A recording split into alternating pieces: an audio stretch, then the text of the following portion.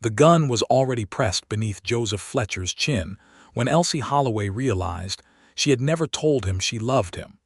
She stood at the edge of the canyon, her dress torn at the shoulder, dust coating her boots, the late afternoon sun bleeding orange and red across the New Mexico sky like a wound that refused to close. Across the narrow gulch, 3 men on horseback formed a half-circle around Joseph, and the one in the center, a wide man with a silver tooth and dead eyes, pressed the barrel of his revolver hard enough into Joseph's jaw that the skin went white around the metal. "You made a grave mistake, Fletcher," the wide man said, his voice carrying across the canyon with the lazy confidence of someone who had never once doubted the outcome of a situation he had created. "Should have taken the money and ridden east." Joseph did not flinch. He stood with his hands raised to his shoulders, his dark hat still on his head, his jaw set in that particular way Elsie had come to read like a map of everything he was feeling beneath the surface. She knew that jaw. She knew the muscle that twitched at its corner when he was afraid, but would not say so. She knew the slight narrowing of his eyes that meant he was already calculating, already turning over possibilities in his mind like coins in a pocket. "The money was never clean," Joseph said, "and neither were you, Harlan Voss." The name sat in Elsie's chest like a stone she had swallowed months ago and had been trying to breathe around ever since.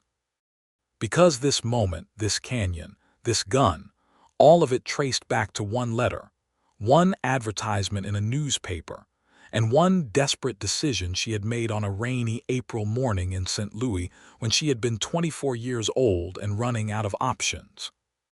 She had not known, when she answered the mail-order bride advertisement placed in the Missouri Republican by one Joseph Fletcher of Red Rock, New Mexico, that she was walking into the middle of a war she did not fully understand. She had not known that the land Joseph owned, the land she would be coming to share, sat directly above what Harlan Voss wanted more than anything else in the territory. She had not known that secrets had been buried in that red New Mexico soil long before she arrived. But she knew it all now, and knowing it, watching the gun against Joseph's jaw, she understood with absolute clarity that she was not willing to lose him. It had begun 4 months earlier, in the middle of April in the year 1878. The train from St. Louis arrived in Santa Fe on a Wednesday, and Elsie Holloway had exactly 47 cents, 1 carpetbag, and the address of a man she had never met. The letter he had written her was folded in her coat pocket, soft at the creases from how many times she had read it. She had memorized it without meaning to. The handwriting was careful, deliberate, the kind of handwriting that belonged to someone who chose words with the same precision they chose everything else. "I own a cattle ranch outside Red Rock," he had written. "With sufficient land and a decent house I have been improving for some years. I am 31 years of age and in good health. I am not a man who speaks easily about himself, which is perhaps why this letter is shorter than it ought to be. But I can tell you honestly that I am looking for a partner in the truest sense of the word, not a housekeeper, not an ornament, but someone to build something alongside. If that is something you find yourself wanting, I would be glad to hear from you." It was the word partner that had done it. Every other advertisement she had read in the weeks since her father's death, and the subsequent revelation of his debts, had used words like dutiful wife or capable homemaker, or a woman of good Christian character. Joseph Fletcher had used the word partner, and it had landed in the hollow of her grief like something warm. She had written back the same evening. Santa Fe was nothing like St. Louis. The air was different, thinner and hotter, and carrying the smell of dust and juniper, and something she could not name but that felt deeply alive. The streets were wide and unpaved, horses tied to rails outside adobe buildings, the mountains in the distance purple and enormous. Elsie stood on the platform with her carpetbag and looked around, and for one terrible second she thought he had not come. Then she saw him.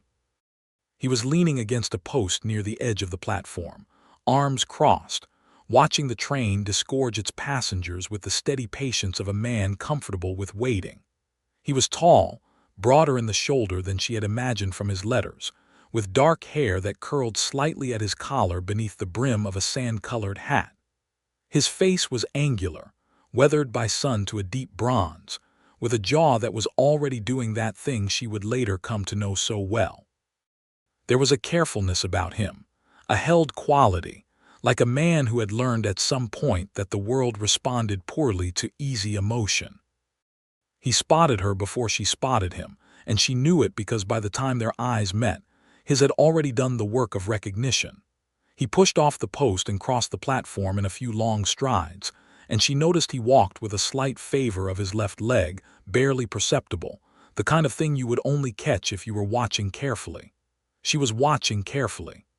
"Miss Holloway," he said, and his voice was exactly what his handwriting had suggested.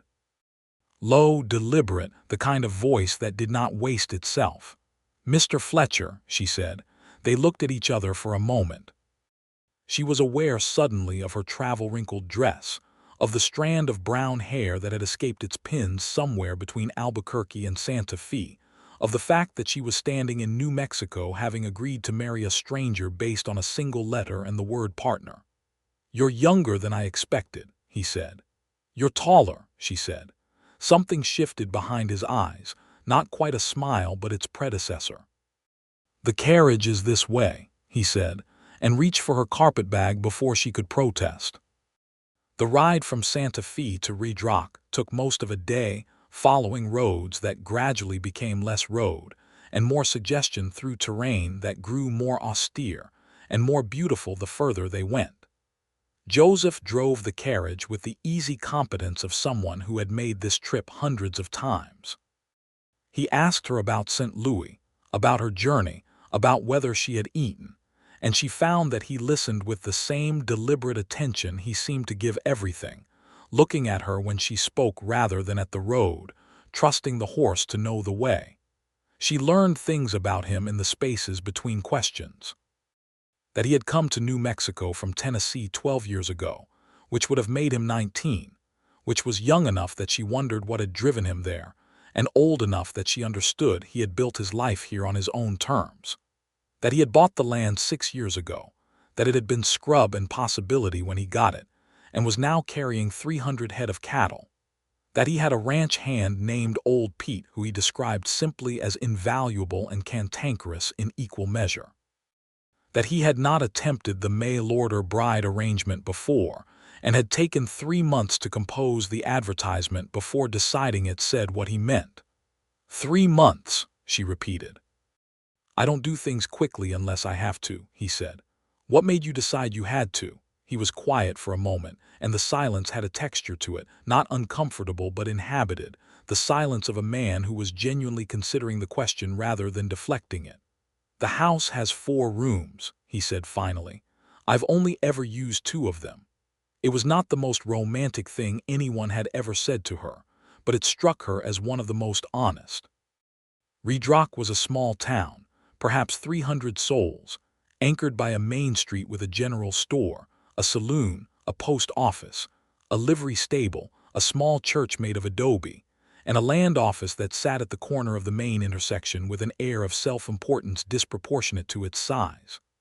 The town was surrounded on 3 sides by rangeland, and on the 4th by the red sandstone formations that gave it its name, dramatic towers of rock that caught the afternoon light and held it.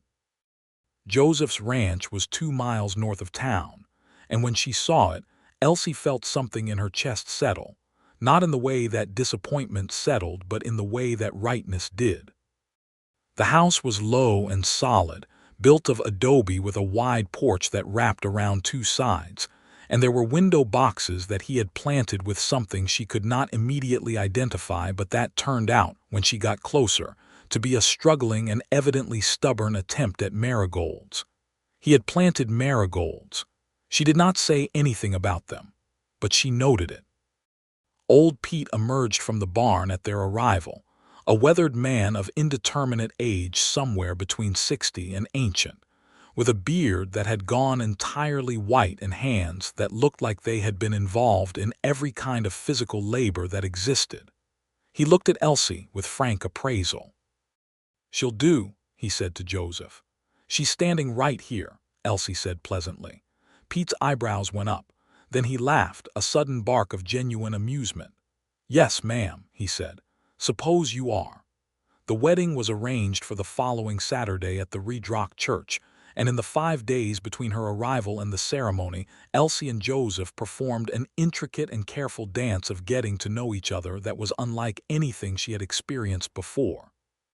They ate meals together, worked side by side on tasks that needed doing, talked in the evenings on the porch while the desert cooled and the stars came out, with an extravagance that the Missouri sky had never managed.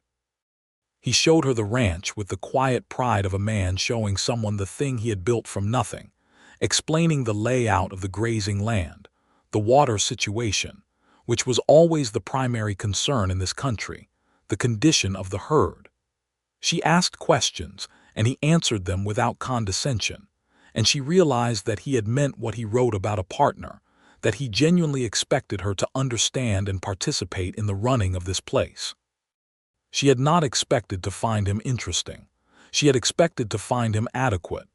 The distinction felt increasingly important as the days passed. He was funny, in a dry, understated way that required attention to catch. He read, which surprised her, and his collection of books was the most personal thing about the house, occupying 2 full shelves in what he called the sitting room and ranging from agricultural manuals to Dickens, to a battered copy of Leaves of Grass that looked as though it had been read into near dissolution. "Whitman," she said, pulling it from the shelf on the 3rd evening. "I found it in a hotel in Santa Fe 8 years ago," he said. "Someone had left it behind. I've never been able to leave it behind since." She looked at him over the top of the book. The evening light was coming through the window at a low angle, catching the side of his face, and she thought, with a kind of startled clarity, that Joseph Fletcher was a genuinely beautiful man who seemed to have no idea about it. She put the book back carefully. "I'll want to borrow it," she said. "It's yours," he said. They were married on a Saturday morning with the town's small congregation as witnesses, a brief and decent ceremony conducted by the Reverend Amos Whitfield, who had the good sense to make it sincere without making it theatrical. Joseph stood beside her in a clean white shirt and his best vest, and when he looked at her during the vows, he looked at her with that direct, careful attention she was already learning to trust, and she thought that whatever this turned out to be, it was real. He kissed her afterwards with a restraint that was itself a kind of consideration, a brief, warm press of his lips to hers that communicated both intention and patience. "Well," said old Pete from the front pew, in the tone of a man who had witnessed the completion of a necessary task. "Good." The trouble with Harlan Voss began 3 weeks after the wedding, though she would later understand that it had been building for much longer than that. Voss arrived at the ranch on a Tuesday afternoon, while Joseph was out riding the fence line in the north section. He came with 2 of his men who wore their guns in the manner of those who expected to use them, and he sat on a horse that cost more than most people in Redrock earned in a year. He was a heavy-set man in his mid-40s, with broad hands and a silver tooth that caught the light when he smiled, which he did frequently in a way that never reached his eyes. Elsie met him on the porch. "Mrs. Fletcher," he said with an exaggerated tip of his hat. "Harlan Voss, I have a business arrangement I'd like to discuss with your husband." "He's not here," she said, "so I see." His eyes moved over the house, over the land, with the slow assessment of a man calculating value. "You're the new wife, came on the train from Missouri." "That's right." "Long way to come," he said, "for land that might not be worth the trouble." She held his gaze. "I'm sure I don't know what you mean, Mr. Voss." He smiled with the silver tooth. "You will," he said. "Tell your husband I called. Tell him the offer stands for another 30 days, and after that, arrangements become more complicated." He turned his horse and rode away with his men, and Elsie watched them go with the absolute certainty that she had just been issued a threat, and that the threat was serious. She told Joseph that evening. He was quiet for a longer time than usual, sitting at the kitchen table with his hands wrapped around a coffee cup, looking at the surface of the table in the way he looked at things when he was thinking hardest. "How long has this been going on?" she asked. He looked up at her then, and for the first time since she had arrived, she saw something that might have been hesitation. "Before I tell you this," he said carefully, "I want you to know that it wasn't something I intended to keep from you. I was going to tell you when I understood it better myself." "Tell me now," she said. He did. 3 months ago, a surveyor had come through the territory working for the Atchison, Topeka, and Santa Fe Railway. The railway was planning a spur line through this part of New Mexico, and the optimal route, as the surveyor had mapped it, ran directly through the eastern section of Joseph's ranch and the adjacent properties of 2 other ranchers, the Mendez family and old Ruth Holcomb, who had been working her place alone since her husband died 2 years back. The land, positioned along this route, had immediately become extraordinarily valuable, both for the right-of-way the railway would need and for the commercial opportunities that would follow wherever the railway went. Harlan Voss, who operated out of a large spread south of town and had interests in the Redrock land office, had apparently known about the railway survey before it became public knowledge. He had begun quietly acquiring property in the path of the proposed route, buying out smaller holders at below-market prices or pressuring them out through other means. He had approached Joseph twice, offering to buy the eastern section of the Fletcher ranch at a price that sounded generous until you understood what the land was actually going to be worth. Joseph had refused both times. "The railway right-of-way alone is worth 3 times what he's offering," Joseph said. "But it's not even about the money. This ranch is everything I have built. I'm not selling pieces of it to a man like Harlan Voss." "What do you mean, a man like Harlan Voss?" Joseph set down his coffee cup. "The Mendez family refused to sell last fall. Their well ran dry by December. It doesn't run dry, Elsie.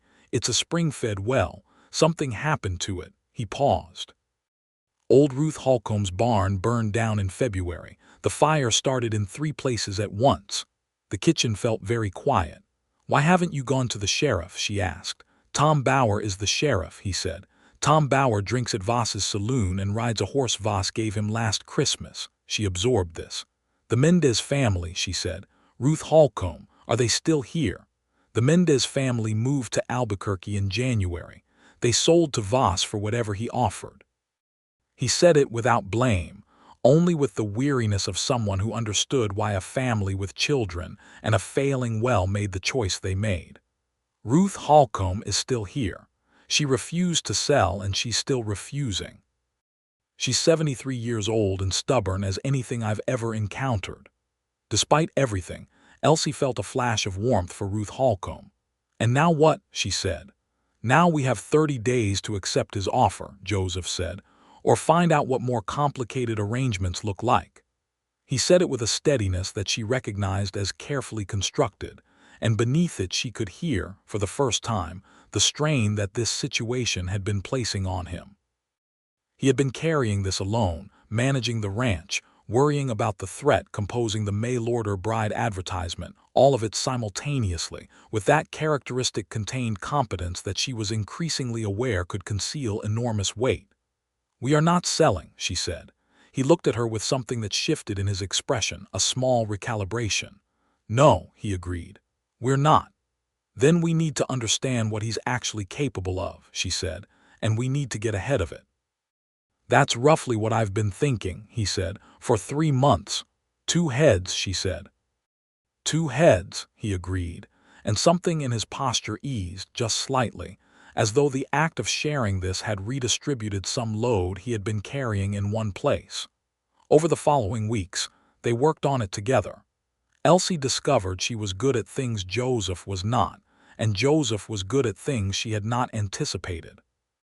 She wrote letters, careful and precise letters, to the railway office in Topeka requesting information about the right-of-way process, to the territorial land office in Santa Fe asking about the legal requirements for property rights, to a lawyer she had known of in St. Louis, whose practice included federal land law. Joseph rode the territory, talking to neighboring ranchers, quietly building a picture of what Voss had done and was doing, who else was being pressured and how. Ruth Holcomb, when they visited, turned out to be a small woman with white hair and eyes like flint who served them the best coffee Elsie had ever tasted and told them in a voice of absolute calm that she had been through the Civil War, the death of her husband, 2 droughts, 1 flood, and a rattlesnake in her bedroom, and that Harlan Voss could go directly to hell. "Ruth," Joseph said with genuine respect. "Don't Ruth me," she said. "Tell me what we're doing about this man." The 3 of them sat at Ruth's kitchen table for 2 hours, and by the end of it they had the beginning of a plan. The key, as Elsie had identified from the responses to her letters, was the railway itself. If the railway company understood that the right-of-way through this section of the territory was being deliberately consolidated by a single private buyer in anticipation of price manipulation, they would have strong motivation to work with individual landowners directly, cutting Voss out of the equation entirely. The letter she had received from the railway office in Topeka had been cautious but not dismissive, and one paragraph had been particularly telling. "They're worried about exactly this," she told Joseph that evening. "They've seen it happen in Kansas and Colorado. One buyer acquires all the land along a proposed route and then demands an extortionate price for the right-of-way. They've had to reroute entire lines because of it. So if we can demonstrate to them that Voss is doing this systematically," Joseph said, following her reasoning, "they have reason to lock in direct agreements with the remaining individual landowners before he can complete the consolidation. At a fair price," she said, "which would give you and Ruth legitimate revenue from the railway access and take the leverage out of Voss's hands." He was quiet for a moment, turning it over. "It's a good plan," he said. "It's not complete yet," she said. "We need documentation of what Voss has been doing. The Mendez family, the well, the barn, if he's done it once, there's a pattern." "That means finding the Mendez family in Albuquerque," he said. "It means someone going to Albuquerque," she agreed. They looked at each other. "I'll go," she said. "Absolutely not," he said immediately, and then stopped himself visibly, and she watched him recalibrate in real time. "That came out wrong," he said. "I mean, Albuquerque is 3 days' travel and you've only been in this territory for 5 weeks. "Which is exactly why it makes sense for me to go," she said. "Because Voss isn't watching me. He thinks I'm the mail order bride. He thinks I iron shirts and arrange window boxes." A beat of silence. "You've been thinking about this," he said. "Since the day he came to the porch," she said. Joseph looked at her with that expression she had begun to catalog privately, the one that arrived when she said or did something that surprised him in a way that was also, in some register she couldn't quite name, something else entirely. "We go together," he said. "I won't send you alone into a situation that has already demonstrated it can turn dangerous." She considered arguing and decided not to. Not because she couldn't handle herself, but because she realized, sitting across the kitchen table from him in the lamplight, that she didn't want to go without him. They left for Albuquerque on a Thursday, telling old Pete they were going to see about a supply order, telling no one else anything. The journey took 3 days by wagon, following the Rio Grande south through country that was alternately beautiful and brutal, red earth and gray sage, and the constant blue presence of the mountains to the west. It was, in its strange way, the most intimate time they had spent together. Removed from the ranch, from the immediate demands and threats, they talked differently, more freely, ranging across subjects they hadn't had space to reach in the busy urgency of settling into a shared life. She told him about her father, about St. Louis, about the particular quality of grief that came from losing someone whose debts you were also inheriting. He listened without interrupting, without offering easy comfort, which was exactly the right response. He told her about Tennessee. She had to draw it out of him, not because he was hiding it, but because he had the instinct she was coming to understand, to protect other people from the weight of his own history. He had grown up on a small farm, the oldest of 4 children. His father had been a complicated man, capable of great warmth and unpredictable in his anger. The war had taken the farm and two of his brothers, and something from his father that never came back. At 19, Joseph had understood that Tennessee was finished for him and had gone west with the deliberate intention of building something that could not be taken. "That's why you won't sell," she said, not as a question. "That's why I won't sell," he agreed. On the second night, camped beside the river, the fire burning low, she found herself looking at him across the flames and feeling something she had been carefully not naming begin to resolve itself into clarity. It was not the anxious, performative feeling she had experienced in romantic situations in St. Louis, the self-consciousness about impression and appearance and whether she was being charming enough. It was quieter and deeper than that, a feeling of fundamental interest, of wanting to know all the remaining rooms of this person, the way you wanted to finish a book that had been gripping you from the first page. She was falling in love with her husband. She was aware of this the way you were aware of a change in weather, not with surprise but with recognition, as though some part of her had known it was coming and had simply been waiting for the rest of her to catch up. She did not say anything about it. They were on a difficult and potentially dangerous errand, and there would be time. She thought there would be time. They found the Mendez family in Albuquerque without too much difficulty, located through the parish records of the Catholic Church, which the family had transferred their membership to upon arriving in the city. Elena Mendez was a small, dark-haired woman in her 30s who opened the door of their modest rented house with the wariness of someone who had learned to be cautious about visitors. When Joseph explained who they were and why they had come, something in her face shifted, not quite relief but something in its vicinity. She let them in. What Elena Mendez told them, over 2 hours and strong coffee, and the sound of her 4 children playing in the back rooms, confirmed and expanded what they had suspected. The well had not run dry naturally. 2 weeks before it failed, she had seen one of Voss's men near the well late in the evening, and when she had mentioned it to her husband, he had dismissed it as someone passing through. When the well failed, they had the water tested and found it contaminated with something that Elena, not being a chemist, could not identify, but that had a smell she described as wrong, chemical, not natural. By that point they were out of money for a legal fight and in debt from the previous drought, and when Voss's offer came they had taken it because they had children. "I am not ashamed of the choice," Elena said quietly. "We had children. No one is asking you to be ashamed," Elsie said. "But I will sign a statement about what I saw and what I know," Elena said, "if it can stop him doing this to someone else." Elsie reached across the table and took the woman's hand, and neither of them said anything more for a moment. They rode back to Redrock with Elena's signed statement, with a growing sense of the shape of what they were dealing with, and with something else between them that neither of them had yet named. The journey home felt different from the journey out, charged differently, as though the compressed intimacy of 3 days of travel and shared purpose had rearranged some architecture between them.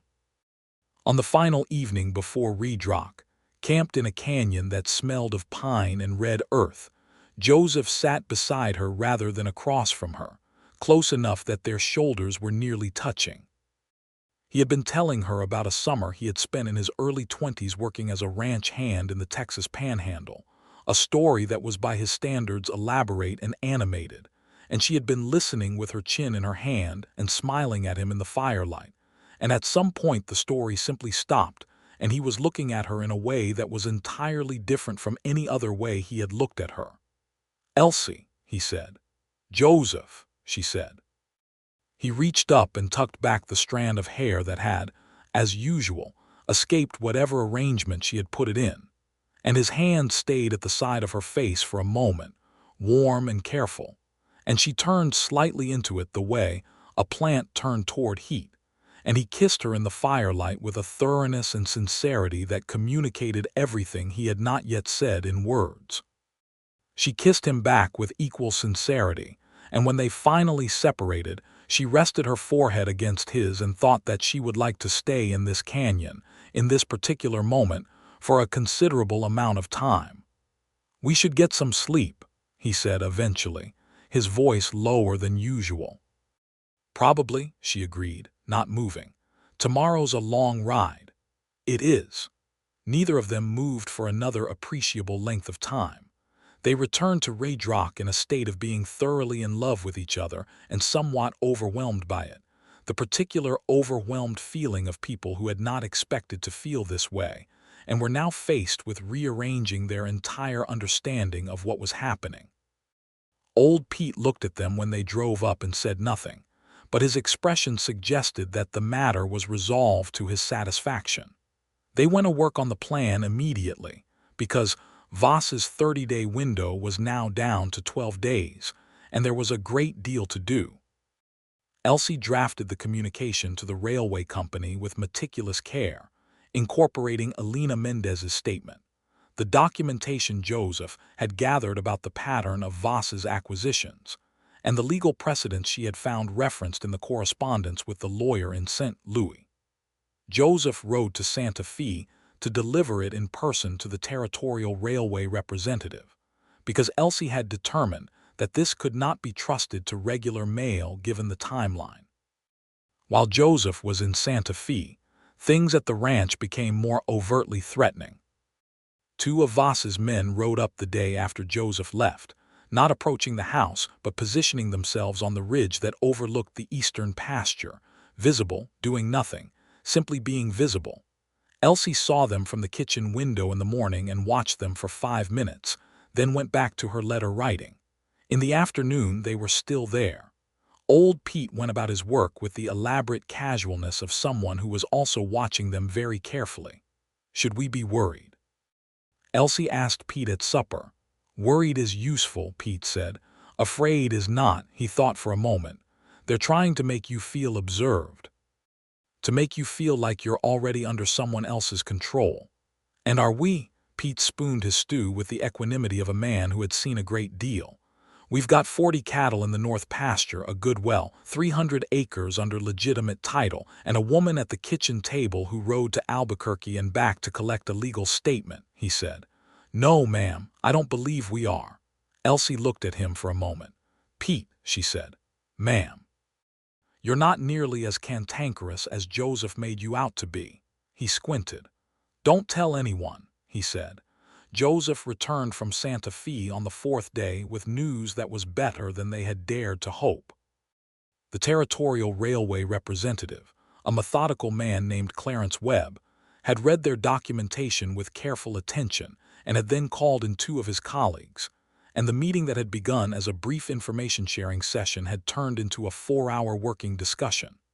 "They know about Voss," Joseph said, sitting at the kitchen table with dust from the road still on him, his hat on the table, leaning forward with an energy she had rarely seen in him.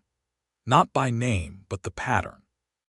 Webb said they've seen it twice before on other proposed routes, a single buyer consolidating ahead of the survey release.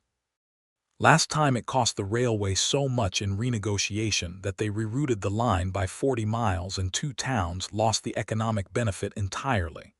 So they're motivated," Elsie said. "Highly motivated. Webb wants to move directly to right-of-way agreements with the individual landowners along the route, with proper surveyed valuations, before Voss can complete any additional acquisitions." He paused. "He's sending surveyors and a legal representative next week. Direct agreements with us and with Ruth Holcomb and the Keating family on the north end." Elsie sat back in her chair.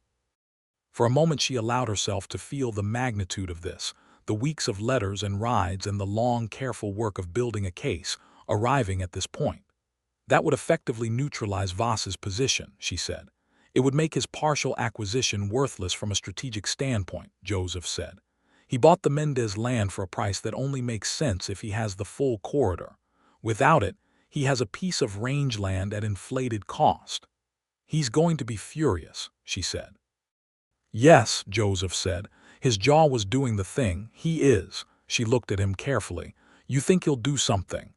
"I think a man like Harlan Voss doesn't take losses gracefully," he said. "And we're about to hand him a significant one." He was right. They had 4 days of ordinary life before it happened, 4 days that Elsie would look back on later with a tenderness that made her chest ache. They were good days, uncommonly good, full of the particular richness of people who love each other and are working towards something together and know, in their bones, the fragility of good things. She learned to ride properly in this period, not just the nervous sitting on a horse she had managed since arriving, but actual riding, with Joseph patient beside her on his own horse, teaching her the handling with the same precise attention he brought to everything. She proved to be a natural once she stopped being afraid of it, and the morning she took the mare out at a canter and felt the rhythm of it and laughed out loud with the pure physical joy of speed, Joseph watched her from beside the fence with an expression she caught when she pulled up, and which he didn't quite manage to organize into something neutral before she saw it. Love, openly, unguarded on his face. He looked away almost immediately, with the slight embarrassment of a private man caught in a private feeling, and she said nothing but filed it in the same place she had filed the marigolds in the window boxes. She told him she loved him at the kitchen table on the Thursday evening, 4 days after his return from Santa Fe, while they were going over the draft of the right-of-way agreement that Clarence Webb had sent ahead for their review. She said it without preamble, in the middle of a sentence about property boundary descriptions, because it had simply come to be too large to continue holding, and she had never been very good at holding large things indefinitely. "I love you," she said, interrupting herself. He looked up from the document. He was quiet for a moment, and she thought she saw something in him that was very close to relief. "I love you," he said. "I've been trying to work out how to say it for about 2 weeks. Clearly it required no particular preparation," she said. "Clearly you're better at this than I am," he said. "At several things," she agreed cheerfully, and he laughed, an actual full laugh that she had only heard a handful of times, and that was always, every time, the most beautiful sound in her immediate vicinity. They stayed up very late that night, not working on the document. The attack came the following day, not on the ranch. That was what she had been preparing for, had been watching the ridge for, had asked Pete to stay alert for. But Voss was not crude enough to attack the ranch directly. He was calculating, and what he calculated was that the most effective pressure point was not the property, but the man who stood between him and the property. Joseph had ridden out in the early afternoon to check on the cattle in the south pasture, a routine he kept too, and that Voss would have known about from the weeks of surveillance. Elsie was inside, at her correspondence, when she heard old Pete shout her name from the yard with an urgency that brought her out the door at a run. Pete was pointing toward the canyon road, the road that ran south to the ranch's furthest boundary. On the ridge above it, visible as deliberate silhouettes against the afternoon sky, were riders. "How many?" She said. "3, Pete said. "They went down the canyon road 20 minutes ago. Joseph went that way." She was already going for the horse. Pete tried to come with her. She made him stay because someone had to be at the ranch, because she didn't know what form this was taking, and she didn't want to leave the place undefended, because she moved faster alone. He gave her his revolver, a heavy Colt that she was not practiced with, but that she took with a steadiness that surprised even herself. She rode the canyon road at the edge of recklessness, pushing the mare faster than was safe on the rocky ground, and came around the last bend of the canyon to find the scene that would be burned into her memory for the rest of her life.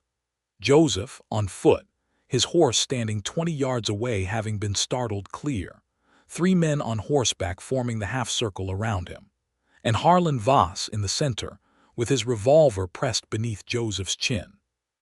She pulled the mare up so hard the animal reared, and then she was still, 40 yards away, visible at the mouth of the canyon, and Voss's eyes found her immediately. "Mrs. Fletcher," he said in the same tone he had used on the porch weeks ago, conversational, comfortable, the tone of a man who controlled all the variables, fortuitous. "Now you can both hear what I have to say." "Get the gun off my husband," she said. Her voice was steady. She did not know where the steadiness came from, but she held on to it. "The gun comes off when I'm satisfied," Voss said. Your husband seems to think he can communicate with the railway company and solve a problem that doesn't require solving. What he needs to understand is that this situation has a single resolution, and it was always going to resolve this way. And all the letters to Topeka in the world don't change what happens in a canyon when there are no witnesses. You're making a serious miscalculation, Elsie said. Am I? The railway representative in Santa Fe knows exactly who you are and what you've been doing, she said. Your name is in a communication to the Federal Railway office in Topeka that was sent 2 days ago. Elena Mendez's statement is in the hands of the Territorial Attorney General, who received it by courier yesterday morning. A small silence. Voss's smile did not move, but something in his eyes did. She had sent the statement to the Attorney General the day Joseph returned from Santa Fe. She had not told Joseph, because she had not wanted to worry him until she knew whether the Attorney General's office would act on it. She had received acknowledgement yesterday. It was the piece she had been waiting to tell him when they sat down to supper. She had not imagined she would be telling it here, in a canyon, with a gun under his jaw. You're bluffing, Voss said, but the certainty was fractionally less. I am a woman from St. Louis who has nothing to prove and nothing to lose, Elsie said. If anything happens to my husband in this canyon, you become the primary subject of a federal investigation with documented evidence already in the hands of the Territorial Attorney General. If you let him go and take your men and leave this territory, you might still have a version of a future. I strongly suggest you choose the version that includes a future. The canyon was very quiet. The mare shifted under her. Joseph stood with the gun still against his jaw, but his eyes were on her, that careful, direct attention, and she read in his face something she had no name for except that it was the opposite of alone. Voss held the position for a long, terrible moment. Then he pulled the revolver back and holstered it with a deliberateness that was its own kind of message, an act performed with control to suggest that the control had always been his. This isn't over, he said. Yes, it is, Elsie said. Ride away, Mr. Voss. He looked at her for another moment, and she held his gaze without flinching, and then he turned his horse and his men turned theirs, and they rode south along the canyon floor and did not look back.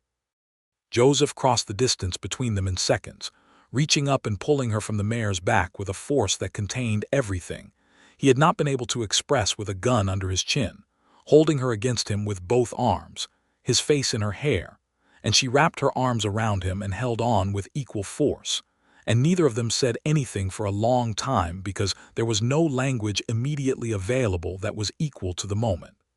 The Attorney General, he said finally, into her hair. I sent it last week, she said. I was going to tell you at supper. He pulled back enough to look at her face.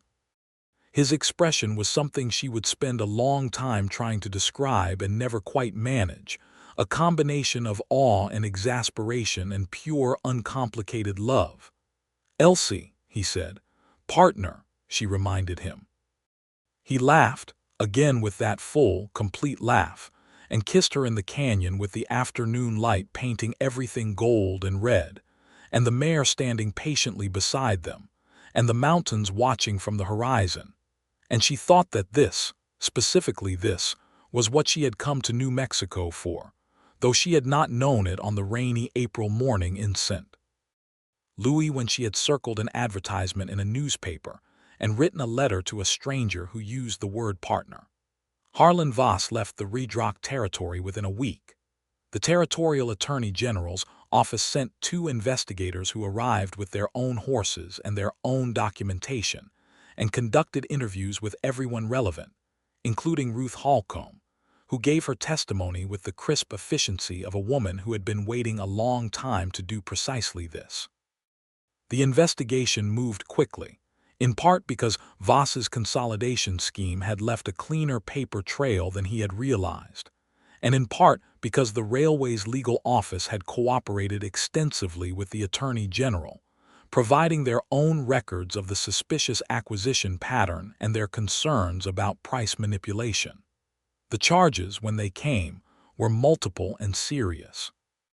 Criminal conspiracy, property fraud, and most significantly, the contamination of the Mendez well, which the investigators were able to demonstrate, had been deliberately poisoned using chemicals consistent with those available to Voss's mining operation to the south. Voss was removed from the territory in federal custody in late June of 1878, and his assets were subject to seizure and legal proceedings that would wind through the courts for the better part of 2 years, though none of that directly affected the ranchers he had been targeting. The railway right-of-way agreements were signed in early July. Clarence Webb came in person from Santa Fe for the signing, a quiet celebration at the Raydrock land office that included Joseph and Elsie, Ruth Holcomb, the Keating family from the North Section, and a deeply relieved Webb, who shook everyone's hand with the genuine gratitude of someone who had just avoided a very expensive and very embarrassing problem. The payments for the right-of-way were fair, as Elsie had ensured they would be, negotiated on the basis of actual surveyed value with legal representation that Webb's office had provided. For the Fletcher ranch, it was enough to do the improvements Joseph had been delaying: a better well system, a larger barn, 2 additional corrals, and the expansion of the herd by another 100 head. Ruth Holcomb, who received a comparable payment for her section, rebuilt her barn with the best timber available and painted it red, and declared it an improvement over the original. Summer moved into fall in the high New Mexico country with a glory that Elsie had not anticipated. She had known intellectually that this landscape was dramatic, had seen it on the ride from Santa Fe and in the weeks that followed, but the fall was something else entirely. The cottonwoods along the river turned gold with a sudden breathtaking completeness, and the evenings were clear and cool, and the work of the ranch settled into rhythm she had learned to anticipate. She was good at this life. She had not known this about herself, had not known she was built for open space and physical work, and the particular satisfaction of problems that had solutions you could see with your own hands. She rode now with a confidence that pleased her, was learning to handle the colt with accuracy that pleased Pete, was learning to read the cattle and the land and the weather in ways Joseph patiently taught, and that she absorbed with the same appetite she brought to everything. And she was learning Joseph Fletcher, which was the best and most interesting project of all. He was better with words, she discovered, than he allowed himself to appear. The contained quality she had noticed immediately, the economy of his speech, was not poverty of feeling or thought but discipline, the practiced restraint of someone who had grown up in a household where expression had sometimes led to unpredictable consequences. When he did speak his full mind, which happened increasingly often as the months passed, it was worth listening to. He was also, she found, unexpectedly tender with things that were smaller and more vulnerable than himself. He was gentle with the young horses, in a way that communicated genuine respect for their different kind of intelligence. He had a habit of checking on the marigolds in the window boxes, which were doing slightly better now with Elsie's intervention, with a daily assessment that he managed to conduct in a way that suggested he was not particularly invested in their welfare, while clearly being invested in their welfare. One October evening she stood at the kitchen window watching him outside in the last light, crouched next to the window box, doing something to the soil around the marigolds with one careful finger, and she felt the depth of her love for him as a physical thing, something that had weight and texture, something that would not get smaller. She had not come to New Mexico looking for love. She had come looking for a way out of debt and grief, and the narrowing corridor of her options as a young woman of limited means in a city that had no particular use for her. She had expected adequacy, had hoped for respect, had been prepared to work for partnership. She had not expected this daily accumulating wonder of a person, this particular man who chose words carefully and laughed infrequently, and therefore made every word and every laugh worth something. This man who had planted marigolds before she arrived. He stood up from the window box and turned and caught her watching him through the glass, and she didn't bother to pretend she hadn't been. She pressed her hand flat against the glass in a gesture that was not quite a wave, and he looked at it for a moment and then at her face, and then he came inside. "They're doing better," he said. "The marigolds," she said. "The marigolds," he confirmed. She reached up and straightened the collar of his shirt, which didn't need straightening. "Joseph," she said. "Elsie," he said. "I'm going to need a larger garden next spring," she said. "I have opinions about this property that involve a kitchen garden and possibly some lavender." "Lavender," he repeated. "I am aware it's not traditional for a cattle ranch," she said. He took her face in his hands, the same warm, careful way he had in the firelight beside the river, and kissed her with a thoroughness that suggested the lavender was approved. The first winter was hard, as winters in New Mexico could be even in the high desert country, with 2 weeks of serious cold and wind that kept everyone close to the structures and tested every preparation they had made. But the house was solid, the firewood was plentiful, and being confined to the house with Joseph Fletcher for 2 weeks in January turned out to be one of the better experiences Elsie could remember. He read to her. She had not expected this, and it undid her entirely. He read Whitman and Dickens and the agricultural manuals with equal seriousness, and he read with the same quality of attention that he brought to listening, as though the words deserved to be handled carefully. She read to him in return, and they argued over Dickens with a vigor that was half genuine disagreement and half the pleasure of disputation with someone whose mind you found consistently interesting. In the long January evenings, by the fire, with the wind pressing against the adobe walls, she understood that she was happy in a way that felt architecturally different from any happiness she had felt before. Not the transient happiness of good events, but something structural, something she was living inside. By the time spring came to the New Mexico high country in 1879, the Fletcher Ranch had expanded to include the kitchen garden Elsie had proposed, a modest but productive beginning that gave her enormous satisfaction, and the lavender, which she planted along the south side of the house where it would get the most sun. Joseph said nothing about the lavender, but she noticed he would sometimes touch it in passing, just a brush of his hand against the purple spikes. Spring also brought news from old Pete, delivered at breakfast with the elaborate casualness of a man who had been sitting on information and had decided the moment had arrived. He was thinking, he said, of visiting his daughter in Colorado, who had been asking him to come for some time. He might be gone, he said, for a few months, maybe the summer. He would, he noted, return in the fall when there was more to do. Joseph looked at the table. Elsie looked at Joseph. Old Pete continued eating his eggs with serene composure. "Pete," Joseph said.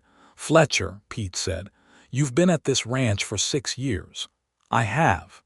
You've never once expressed a desire to visit your daughter in Colorado." "Well," Pete said, "things change." After breakfast, when Pete had gone to the barn, Joseph said to Elsie, "Do you think he's leaving because we don't need him or because he thinks we need to be alone?" "Both," Elsie said. "He's operating on both of those observations simultaneously. He's not as cantankerous as I made him out to be, is he?" "No," she agreed. "He's really not." Pete left for Colorado in May. He returned in September, as promised, browned by a summer in higher country, and carrying a small gift for Elsie from his daughter, a packet of seed for a flower variety that grew well in high desert soil. He surveyed the ranch with critical attention, declared the fence repair in the north section adequate though not ideal, and went back to work as though he had never been gone. Elsie told Joseph she was expecting a baby on a Tuesday morning in October of 1879 in the kitchen, while he was at the table with his coffee. She said it directly, because she had learned that directness was the most reliable currency between them. He set down the coffee cup. He looked at her for a long moment with the expression she could no longer fail to read, the expression that meant a feeling too large for his habitual restraint, pressing against it from the inside. He stood up from the table and crossed the kitchen and held her very carefully, as though she had suddenly become precious in a new way, and she felt his heart against her cheek, and it was going fast. "A baby," he said. "In the spring," she said. He was quiet for a moment. "The house has 4 rooms," he said. "It does," she agreed. "We've been using 3 of them." "We have." He held her a little closer. "Good," he said, very softly, in the same tone old Pete had used at the wedding, and she laughed into his shoulder. The pregnancy was straightforward, as pregnancies went in that time and place, which meant it was not easy, but it was not complicated by the dangers that could and did sometimes intrude. The doctor who visited Redrock twice monthly declared her healthy and the baby well-positioned, and Elsie continued to work and ride and manage the ranch with the reasonable modifications that good sense required, ignoring the more extreme restrictions that convention suggested she ought to observe. Joseph worried, which she found both touching and occasionally excessive, and told him so.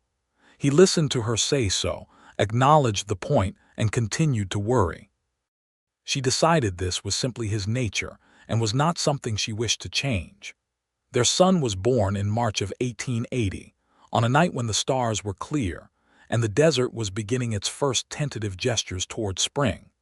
He was a healthy, loud, dark-haired boy whom they named Thomas William Fletcher, Thomas for no particular reason, except that it suited him, and William for Joseph's younger brother, the one who had survived the war. Joseph held him for the first time with the expression of a man encountering something entirely outside his previous frame of experience, careful and overwhelmed, and full of a love so evident it was almost uncomfortable to observe. "Hello," he said to Thomas, very quietly, just that word, as though introducing himself. Thomas yelled. "He's going to have opinions," Joseph said. "He is absolutely your child," Elsie said, and Joseph looked at her with that full laugh expression, and she loved him so completely in that moment that she thought there could not possibly be room for more of it anywhere. She was wrong about that. As it turned out, love had dimensions she had not discovered yet. The years that followed were the architecture of a life. They were not without difficulty, because the West in 1880 and 1881 and the years following was still a place of hard seasons and unpredictable fortune, where a dry summer could threaten everything, and a harsh winter could set back 3 years of progress in a month. The railway, which had seemed like a resolution to their difficulties, brought new complications, as it also brought new people and new commerce, and a Redrock that was expanding and changing around them with the particular dizzy speed of a territory in transformation.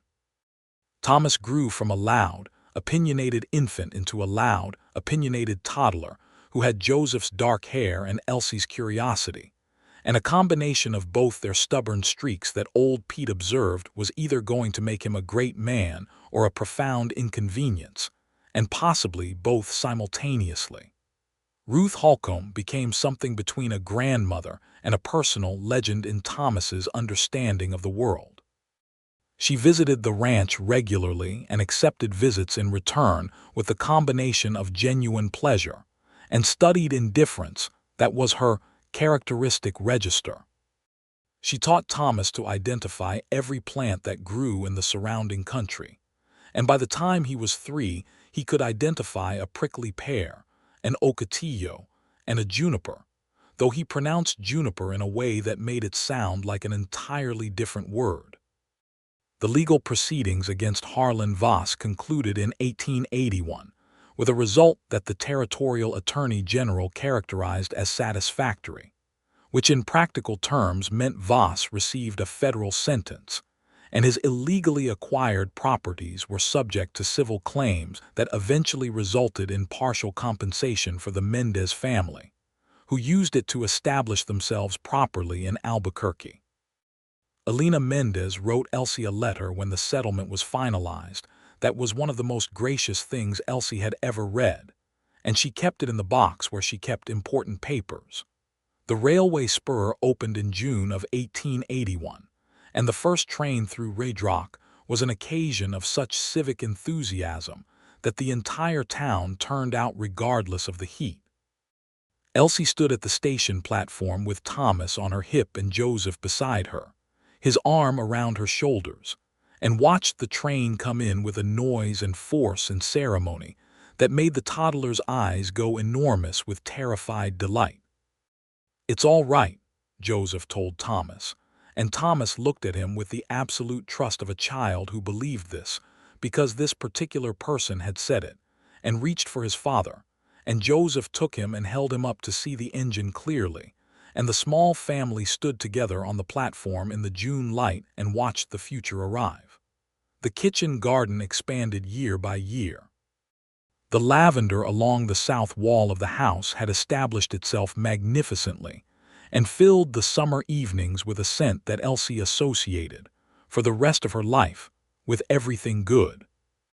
Joseph added a proper vegetable plot adjacent to her herb garden and maintained it with the same serious attention he brought to the cattle operation, which she found disproportionately moving. She discovered she was expecting a second child in the summer of 1882 and told Joseph on the porch in the evening, the way she had told him about Thomas, directly and without preamble, and watched the same series of emotions move across his face. "Another spring baby," he said. "March, I think," she said. He reached across the porch swing and took her hand. They sat for a while watching the last light on the sandstone formations, the towers going gold and then red and then a deep burning amber that was unlike anything in the world she had come from. "Are you happy here?" he asked. He asked it simply, as a genuine question, not as a bid for reassurance but as actual curiosity. She thought about St. Louis, about the rainy April morning, about 47 cents and one carpetbag, and a letter folded soft at the creases. She thought about the train platform in Santa Fe and the first sight of him, and the canyon road in the afternoon light with a gun beneath his jaw and marigolds in a window box and a campfire beside the Rio Grande, and a son with his father's dark hair yelling his opinions at the world. "I am so happy," she said, "that I am occasionally suspicious of it." He laughed. She loved his laugh.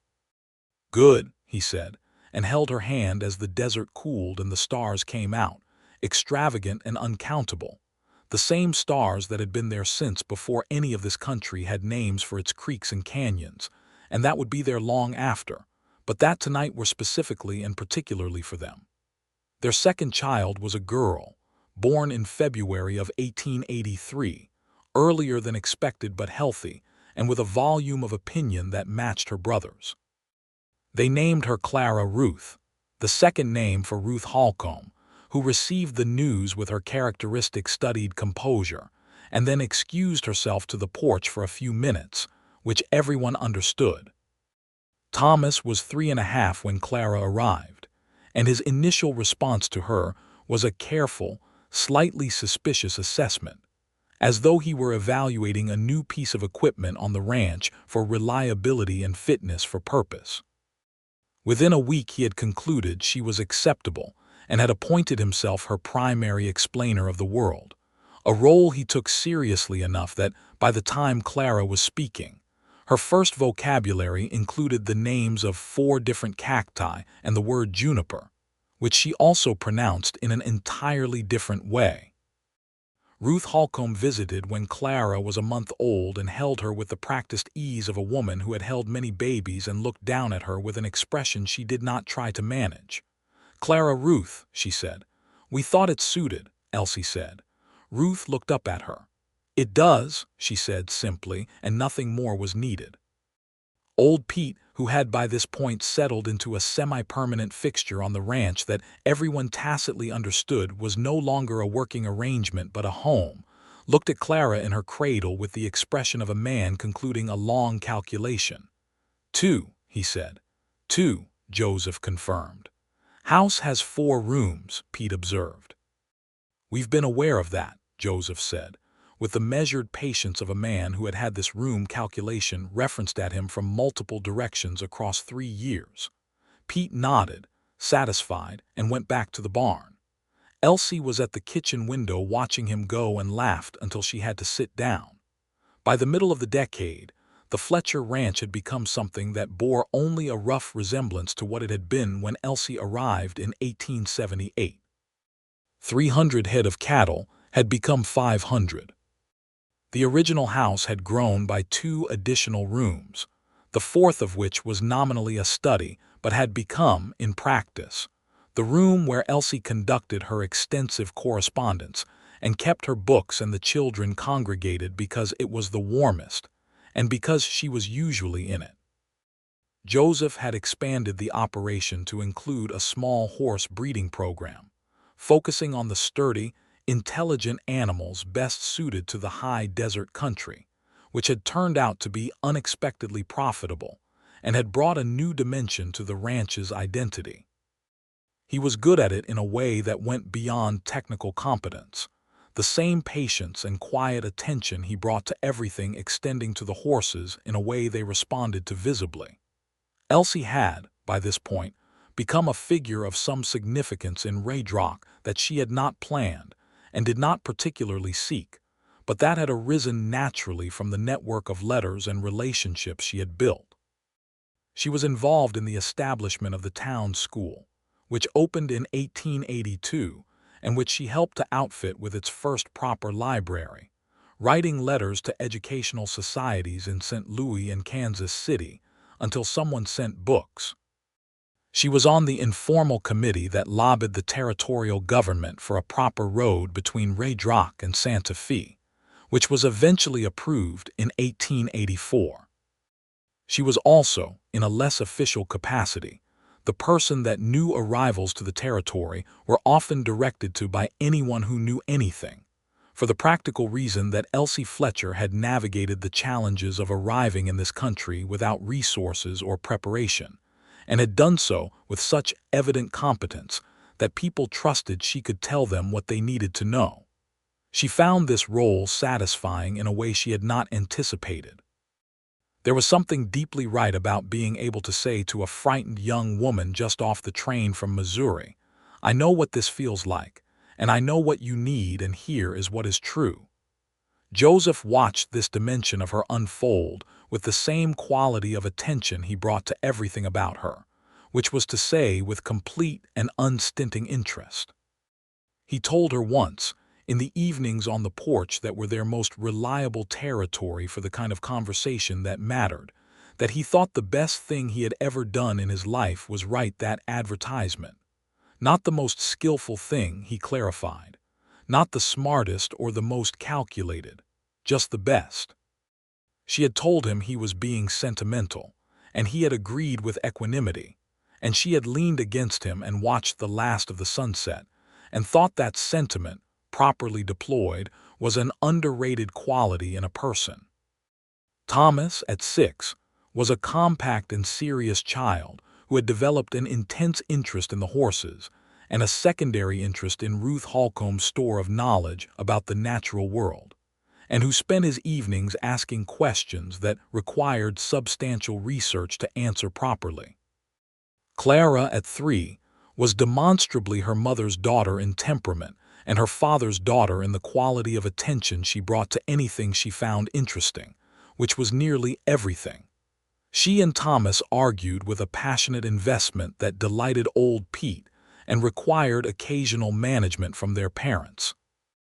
In the summer of 1886, Elsie discovered she was expecting again, and this time she waited until the porch in the evening to tell Joseph, because the porch was their place, and the news was important enough to deserve their place. He looked at her when she told him, and the years had in no way diminished the responsiveness of his face to news about children, which was one of the things she loved most about him. "A third," he said. "Thomas will have additional opinions about this," she said. "Thomas always has additional opinions about everything," Joseph said. "Clara will simply absorb it as information and immediately develop preferences about it." "Extremely accurate," Elsie agreed. He pulled her close in the way he had settled into over the years, the particular arrangement that was theirs, her head against his shoulder, his arm around her, the familiar geography of being together. "I'll need to add another room," he said. "The house has 4 rooms," she said deliberately, and he made a sound that was half laugh and half acknowledgement of being caught. "The house will have 5 rooms," he said, Pete will be insufferably satisfied with himself, she said. Pete is always insufferably satisfied with himself, Joseph said. It is his defining characteristic and we treasure it. Their third child, another son, was born in the spring of 1887 and named James. He arrived with less drama than his siblings and settled into the household with a cooperative temperament that Thomas examined with visible suspicion, and Clara immediately attempted to incorporate into her existing organizational schemes for the family. Joseph held him in the kitchen doorway in the morning light and looked at him for a long time with an expression Elsie had now seen 3 times, and that still made something in her chest go quiet and full. "James," he said. "James," she confirmed. He looked up at her. "Thank you," he said, and he said it with the weight of everything, not only for this specific morning but for all the mornings, the whole of it, the life they had built together in this red and gold country. She put her hand on the side of his face, the same way he had touched her face in the firelight beside the Rio Grande 8 years ago. "Thank you," she said back. Ruth Holcomb came to see James and held him and declared him satisfactory. She was 82 years old and showed no indication of intending to be anything other than vigorous and opinionated for the foreseeable future. She had, with the railway payment and the subsequent compensation from the Voss settlement, rebuilt her ranch to a condition better than it had ever been in her husband's time, and she operated it with the help of 2 capable ranch hands she had hired with meticulous judgment, and a standard of work that neither of them ever considered not meeting. She remained the children's primary educator in the natural world, and a figure of such commanding presence in their lives that Thomas, at 10, had told his schoolteacher with complete seriousness that he intended to be like Mrs. Holcomb when he grew up. The schoolteacher, who knew Ruth Holcomb well enough to understand the aspiration, had told him he could do considerably worse. Old Pete, who was now at some age no one had ever successfully established, but that he made no effort to minimize, had gradually reduced his physical work on the ranch to the tasks he could manage without strain, and had expanded his role as the person who told everyone else what to do with an authority born of long experience. Joseph deferred to him on questions of cattle management, with a genuineness that Pete accepted with the satisfaction of a man whose knowledge was properly valued. Elsie brought him the newspaper when she had read it, and they discussed the state of the territory and the nation with the mutual interest of 2 people who took the world seriously. He taught Thomas to whittle, which Thomas took to with intensity. He taught Clara to identify birds by their calls, which she used as a way of communicating with him in a private shorthand they shared across the yard. He told James stories about the early years of the territory that were partly historical and partly embellished and entirely gripping, so that James grew up with a vivid sense of the past of this place he had been born into. The late 1880s brought growth to Red Rock and to the territory broadly, the particular growth of a place coming into itself, the railway having done what railways always did, bringing people and commerce and change in proportions that required constant adjustment. Elsie watched it with a mixed feeling, appreciating what the growth brought and attentive to what it cost. She wrote about it in her letters, which by this point formed a correspondence of considerable scope, reaching to lawyers and educators and officials in Santa Fe and the wider world, a network that reflected the particular position she had built, not through any official role, but through the consistent application of intelligence and attention and care for the people and place around her. Joseph continued to build the ranch with the same patient long view that had characterized his approach to everything. He was 40 now, in 1887, and the years had added weight and distinction to his face without diminishing anything essential. He was, if anything, more himself, the discipline and care that had sometimes read as constraint in the early years having resolved into a quality of presence that she found more compelling with each passing year. She was 33, and she felt better and more firmly in possession of herself than she had at 24, than she had at any point in her life, and she understood that this was partly the territory and partly the work and partly the children and partly the simple accumulating confidence of years spent doing things that were difficult and real. But it was also, and she would have said so to anyone who asked, substantially Joseph. The specific effect of being deeply known by a person who chose, every day, to know you further. On the evening of their 10th anniversary, in the spring of 1888, they sat on the porch in the cooling air with the children inside with Pete, who had declared the evening storytelling would be about the time he had personally prevented a cattle stampede in the Texas Panhandle. A story whose relationship to factual events was unclear, but that held the children for hours. Joseph had a glass of the decent whiskey that had arrived at the Redrock General Store the previous month, and Elsie had tea, and they were not talking but in the way of people who have learned that silence shared is itself a conversation.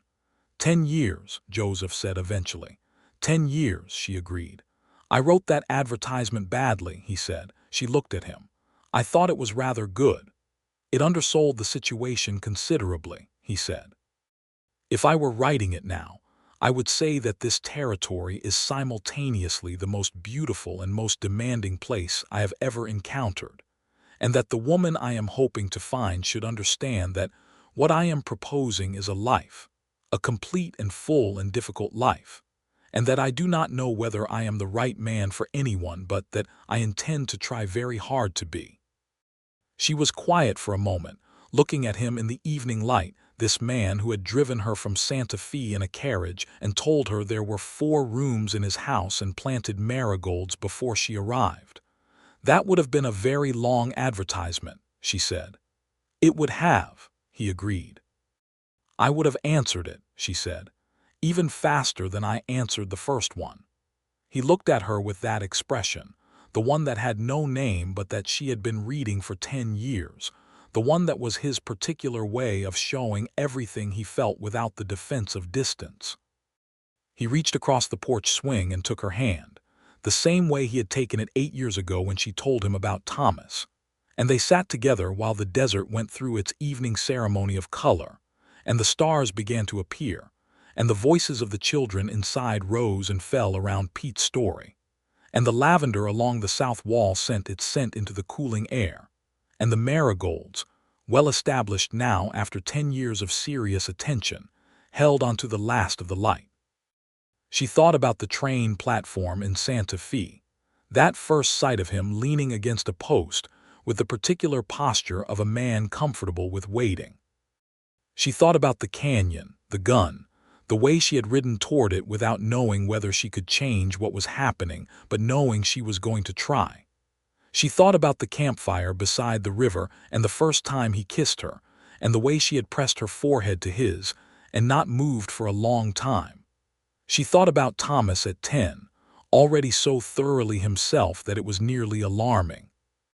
Clara at 7, with her mother's curiosity and her father's careful attention, and Ruth Holcomb's deep knowledge of the living world already taking root in her. James at almost 1, cooperative and good-natured, and currently being held captive to Pete's storytelling with what appeared to be genuine engagement for an infant. She thought about this house, the 5 rooms of it, the kitchen garden, the lavender, the books on the shelves including the Whitman that she had worn further into dissolution over the years in the ongoing competition between them for who could love it more determinedly. She thought about all of it, the full and complete and difficult life that Joseph would have described in a better advertisement, and she felt it in her chest the way she had felt it on the porch years ago, structural, architectural, something she was living inside. Joseph, she said. Elsie, he said. I am very glad I answered that letter. He looked at the sandstone towers on the horizon, holding the last of the light, and his jaw was doing the thing it sometimes did when something was too large for him to say simply, and she waited because she had learned to wait. So am I, he said, every single day. They stayed on the porch until Pete's story had reached some improbable conclusion that brought the children to the door to report on it, until Thomas came out to sit with them, and Clara climbed into Joseph's lap, and pointed out the first star with the satisfaction of someone who had been keeping track, until Pete brought James out in his arms because James had insisted, in the particular insistent way of an infant who knows what he wants, on being part of whatever was happening on the porch. They were all there together in the cooling desert evening, the family they had made from a letter and a train ride and 47 cents, and the stars came out one by one with their customary extravagance, and the lavender breathed in the dark, and Joseph Fletcher put his arm around his wife, and Elsie Holloway Fletcher leaned into him, and the night settled around them like something that had always been waiting for this exact arrangement, this specific collection of people in this particular place, and would not have been complete without any one of them, and it was exactly, completely, perfectly enough.